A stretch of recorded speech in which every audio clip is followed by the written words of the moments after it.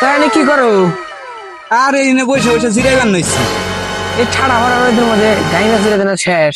বস না, এই যে কাম করলাম তো, কাম করতে করতে অস্থির হয়ে গেছি গা। সেই জন্য শরীর গতর গাইমা যদি ঠান্ডা লাগে। তাই রোদের মধ্যে বেশি জিরায়। চলো চেয়ার মধ্যে জিরাই নো।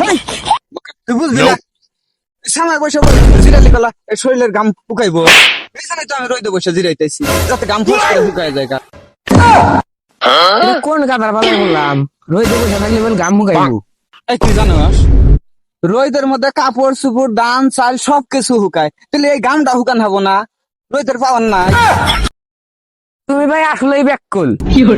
এই তুই যাচ্ছেন এনতিকা, আমি রোদের মধ্যে শরীরের গাম যে পর্যন্ত না শুকাইছে এ পর্যন্ত যাম না। দেখি রোদের পাওয়ার কত।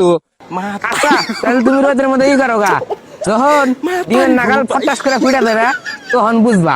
আমি এই যে গেলাম গা। যা যা যা যা। শুকাইব না আবার, শুকাইয়া ছেড় দিমু গাম। এই যে আমিও হুইলাম না, হুকান পর্যন্ত উঠমু না।